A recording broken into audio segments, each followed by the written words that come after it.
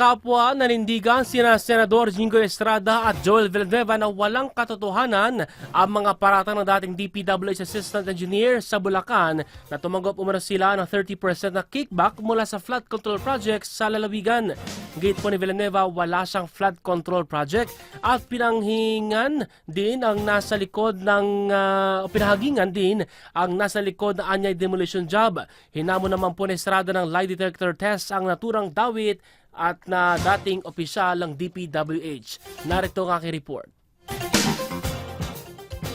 I will never betray my principle. I will never, ever, Mr. President, destroy the name that was given to me by my parents, Mr. President.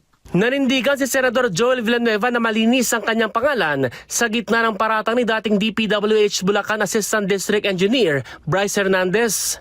Wala po ako kailanman naging flood control project.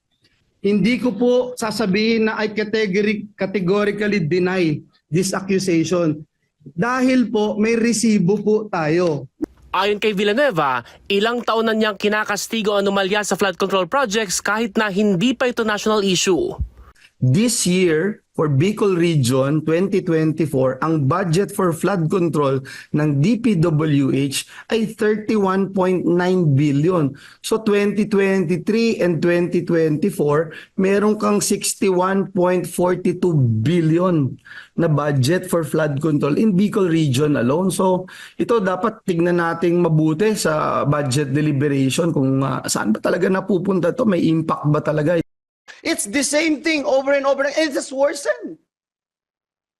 Despite the fact that this year alone,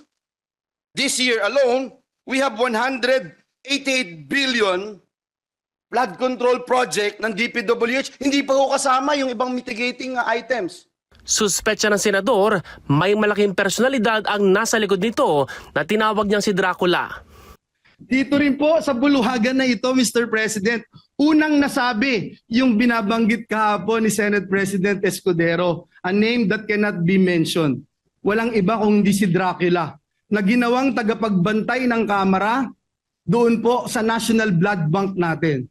Muli niyang sinabi na hindi siya magpapadala sa demolition job na ito. May hamon naman kay Hernandez si Senador Jingo Estrada na isa rin sa pinangalanan nito. To take a lie detector test with me. Let us settle this once and for all and show the public who is telling the truth.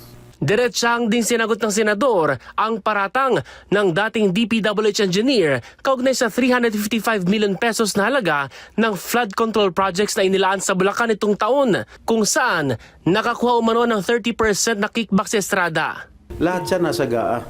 Everybody can choose any item from the GAA at ibintang kahit kanino senador. Isang malaking kasinungalingan ng mga pinagsasabi niya patungkol sa pagbabako ng mga proyekto. Kung may kinalaman anya siya sa ganitong anomalya, ay hindi dapat ani Estrada siya sumama pa sa mga pagdinig ng Senate Blue Ribbon Committee ukol sa issue. I should have abstained from that hearing, from this hearing. Malakas ang loob ko dahil I did not commit any illegal act.